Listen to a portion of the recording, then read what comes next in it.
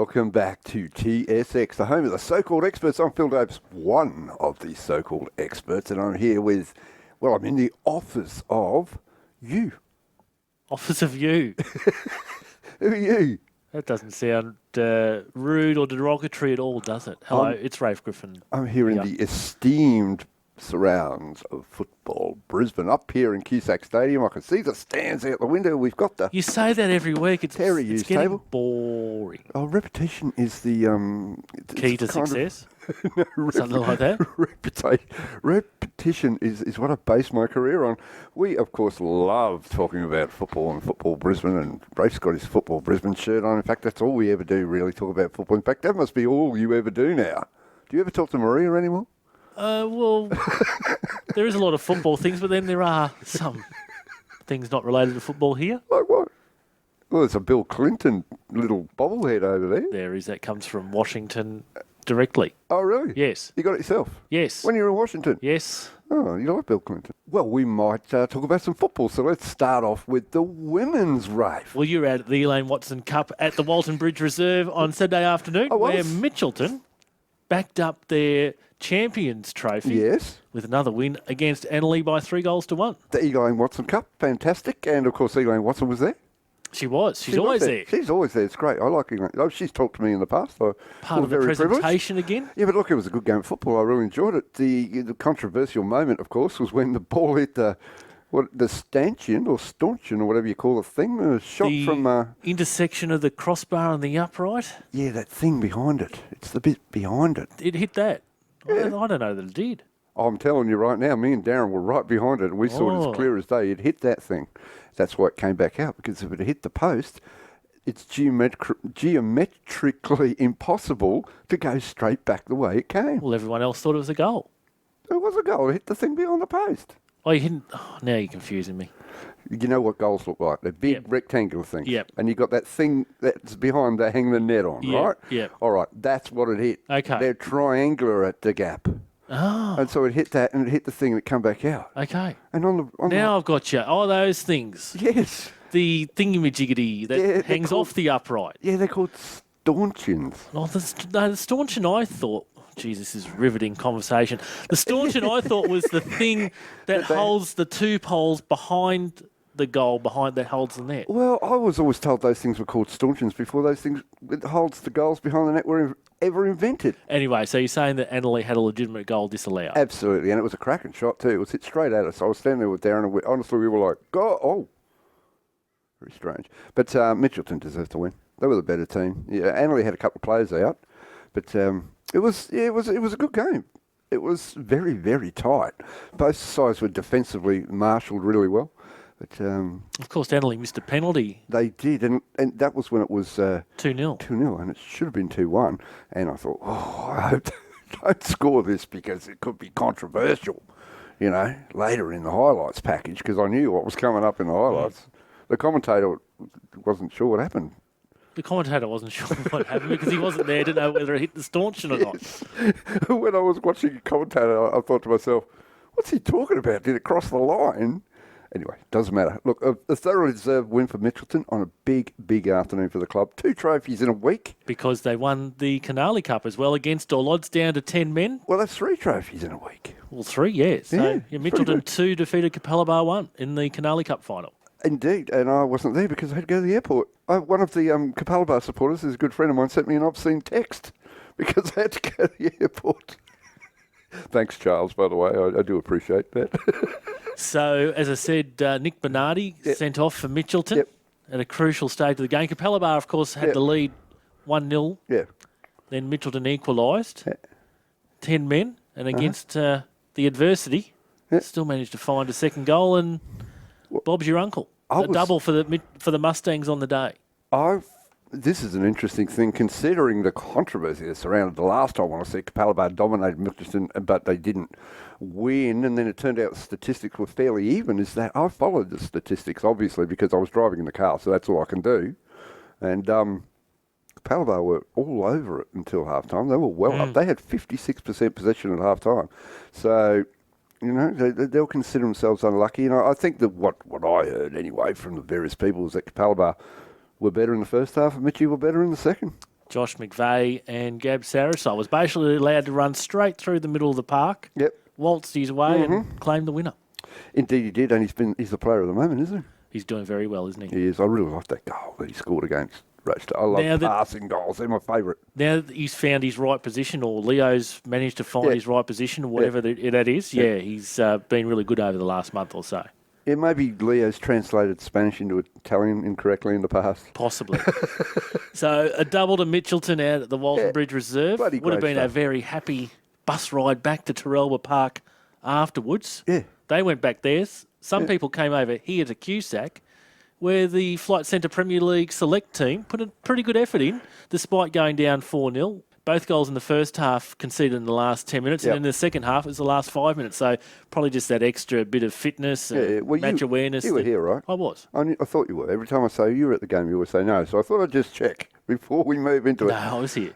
Well, look, I think it's not a bad result. I want your opinion, because you don't give your opinion as readily as I do. What do you think about the Brisbane Roar? Do you think they're going to... What you saw, do you think they're a good side? Despite what's going on off the field. Well, last year they did that. And they proved the same thing last year. Yeah. It's probably even worse last year than what it is this year. Yeah. But I think the players have just put that to one side and go, well, I've got to go out to play football. Yeah. I think they'll still be competitive this year. Yeah, I think they will be too. Just by the cattle that they have, Last year, nobody in the pre-season tipped them to finish any higher than second last, and we nearly won the title. And I think that's a pretty impressive performance, because it's a good collection of players. It's a solid hit out against players who are in form, and there's a lot of imports who are very good. And as we're recording this, there's news coming out that Socceroo Brett Holman has signed with them. So they're obviously, attracting a reasonable calibre of players to the club. Jacob Pepper's come up from the Western Sydney Wanderers as well. I thought Brett Holman retired. Well, maybe he hasn't. Because he was in Russia. He was playing in Russia, and anyway, well, that's good. A long-term deal. It's I'm just reading through it now. Yeah. 63 times capped for Australia, and he arrives this weekend. And what position is he going to play? We'll have to wait and find out, won't we? We will, because he's sort of like an attacking midfielder, really. He scores goals. Do you remember that long-range goal he scored? Well, I guess they obviously need a replacement for Enrique. That was in the World Cup. Yep. Yeah. They do need a replacement for Enrique. What the hell went on there? He's 32. Enrique, 32 he is. Enrique goes to Malaysia, was it? Yes. You can see it written all over it. Like, what are you doing? Now he's back at Adelaide United. Well, you're not going to stay there very long.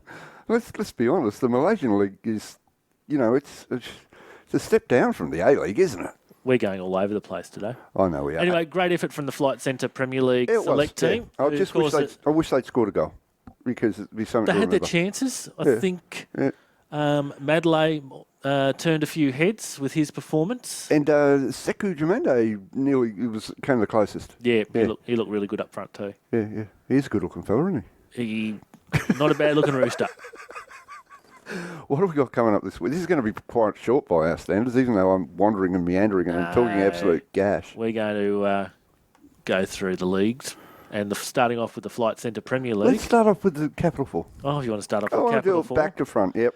Well, on Saturday, yes, Sanford will be hosting Bethania in the elimination final. At Sanford Rangers. At Sanford Rangers, 6 o'clock Saturday. Mm-hmm. And then at the same time, 6 o'clock on Sunday, it's a rematch between St George Willawong and Caboolture in the major semi-final. Yeah, look, I strongly believe that you tend to get upsets in the finals more than during the season. St George beat Caboolture during the season.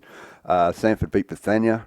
I just fancy, after that 5-5 draw, I just... Look, I have no basis in this, but I just fancy that Bethania are going to beat Sanford. Really? Mm-hmm. And away from home as well? Yep. I'm going Sanford. Okay. I'll go Sanford and St George Willawong to win both those games. Okay, well, St George Willawong versus Caboolture is going to be a very good game again, and we know how close that was, but St George were better in that game, weren't they? Oh, yes, definitely. Yeah, so I'm going to tip St George to win that one. I'll be at that game, apparently. Yes, I think you are, because St George Willawong need to get their Champions Trophy. I'm going to give them the trophy, I think. Well done. Well, I might just run away with it. Capital 3 on the weekend. Yeah. We have the major semi-final on Saturday at 5 o'clock between Virginia and Toowong. And then the elimination game we're filming on Sunday at 6 between Tarragindi and Jimboomba. It's wonderful to see Jimboomba. This will be their first appearance, I think. I can't remember them being on... No, I can't. No? Oh, their first appearance on TV this year? Yes, it's the first time we're filming them this year. No, the first time they've ever been filmed, but for Paulie TV, FBTV. Could be. I think it is, because I've kind of watched a lot of it, about 99%, and I don't recall seeing Jimboomba. The Magpies they used to be. Are they still called the Magpies? Let's have a look at their logo. I think they were. They're black and white. They're a glorified Magpie FSO. Yeah, they were a tough team when I was playing, I'll tell you. All right, you didn't want to go out there. Virginia and Toowong. Well, Virginia and Toowong, it's going to be a great game. Should be. Can you pick a winner? You would think. Are you suggesting it might need extra minutes to decide the match? Yes, I'm suggesting it might go to extra time. And look, it's the final series. You know, you might get a couple of runaways, but you're hardly likely to get it. It's going to be tight. On the season so far, well, Virginia beat Toowong both times, didn't they? Oh, we don't know off the top of their heads, but I know Virginia definitely beat Toowong once. Yeah, I'm going to tip Toowong to win that. I'm going to go for the upset. Oh, we're going to disagree a lot this. Yeah, I'll keep Posse happy. I like Posse. He's a good president. I think Virginia will win. All right, well, I'll go for Toowong. And I think Tarragindi will probably be too strong in the elimination semi-final. I think Tarragindi... There's a big gap between third and fourth. Indeed. However, on any given day, things can happen.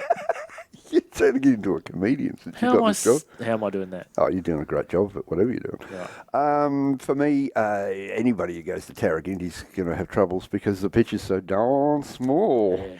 It's as small as pitch by a mile, and Tarragindi will be used to it, but there's always upsets around, but yeah, we'll go with Tarragindi. So what's happening in Capital 2 then? Well, we have the minor semi-final, or the elimination semi-final that we're filming on Friday night. Between Annerley and Brisbane Force. And then the Gap take on Acacia Ridge. That's going to be a cracker. Yes. That game is on Saturday night, isn't it? That game is on Saturday night at 6:15. 6:15. That's going to be a cracker. I don't think anyone could pick a winner out of that. You would favour the Gap because they won the league so easily, and because they scored so many goals, and because they got Rui Nose. Now that we know how to say his name. But... I think it's going to be a really, really close game. And look, I have to remember these tips because I'm doing the previews up right now. You change them anyway, so it doesn't matter. Yeah, I do sometimes. Well, things change in between the podcast and the... Well, I'm going with the two bottom-ranked teams in these games. I think Brisbane Force might get past Annerley. I am definitely tipping Brisbane Force to beat Annerley because Annerley just lost to Parkridge and Sack Creek, didn't they? Yes. And I think the Gap might... be conquered by Acacia Ridge. Yes, I think that'll be close to. I am going to tip I'm going to tip it to go to extra time and the Gap to win. Regardless, they should be two very good games. Oh yeah, they should be. Capital One. You're not my boss. Yes, I sort of kind of am, but anyway, Juddy's my boss. He is. But I'm not even allowed to talk to you without approaching Juddy. Well, that's the way it should be. Capital One. Oh, my God. So, Capital One, the elimination semi, North Star hosting Southside Eagles on Saturday afternoon at 5 o'clock. Toss of a coin, that one. And then Saturday at 7, South United versus Grange Thistle. Let's start with North Star and Southside Eagles. North Star got some great players. You know, they've got Tommy Laxton. Bill Lumley in goal. Yep, Brad Thompson. And they're a good side, but they haven't been that good lately, you know. And I'm assuming, I haven't been there for some time, I'm assuming the pitch is still kind of like a goat track. I think it's better this year from what I've heard. Well, that's what they said last year. It was still fairly goat tracky. I haven't been around there yet. I think that'll be a great leveller. I suspect the Southside Eagles may have finished their win run this season. The puff has gone out of them. Yeah, I think North Star might win that one. Yeah, I'm going to tip North Star to win that. But I would, in all honesty, I would like to see Southside Eagles win it because North Star have been up, they've been down, they've been in grand finals. Southside Eagles have done nothing for a long, long time, and I would love to see the green and white shirt run out. Actually, it would be what's their away strip, Southside Eagles? Any idea? The yellow? I can't remember. Because they'll have to wear that on grand final day because they'll be playing South. So you think South are going to beat Grange Thistle, do you? I think South are going to beat Grange Thistle, yes. I saw South and Grange Thistle the last time they played, and don't get me wrong, Grange are a really good side. They know how to go forward. They remind me of Wolves, the old Wolves, you know. and that they like to swarm, they like to go forward quick, and they press. But South are playing really well, and they've got all their players back, and they're pumped for this. I think South will be the first team into the grand final, and they deserve it. I think South will beat Grange Thistle as well. Yeah, I mean, South, if you look at some of the games they lost this year, off the top of my head, I can't remember, but they've lost to bottom teams. And they were leading 2-0 with 4 minutes to go. They lost to Grange Thistle. So, I think it'll be South through on that one. And I'm not being biased. Of course you're not. I'm not. Because you're not. I know. Except when it comes to South. Flight Centre Premier I'm League. not biased. Flight Centre. Apparently I'm biased against Mitchelton, remember? You are. Flight Centre Premier League. Yeah. Elimination semi-final. Oh, yes. Holland Park versus Peninsula Power, 5:30 up on the hill on Saturday afternoon. What a cracker this is going to be. It should be, shouldn't it? I think out of all the teams in the league, Holland Park have the biggest home advantage. They just like playing at home. Their really bad results have come away. They lost to Albany Creek and various other clubs. And I think they'll get their biggest crowd of the season. And Peninsula, well... Will it be the hot or cold Peninsula? Well, I think that they're more consistent now than they were. They easily wiped Ipswich and Ice last week. And I think it will be the hot Peninsula, but I don't think they're going to be hot enough to get Holland Park. I don't think there's going to be hardly. I think a goal will separate them, and I suspect that there will be a goal to Holland Park. Well, I tipped Holland Park to win the grand final, so therefore I need to tip Holland Park to win. Otherwise, they won't be in the grand final. No, they won't be in the grand final. I think there'll be a lot of people at that game.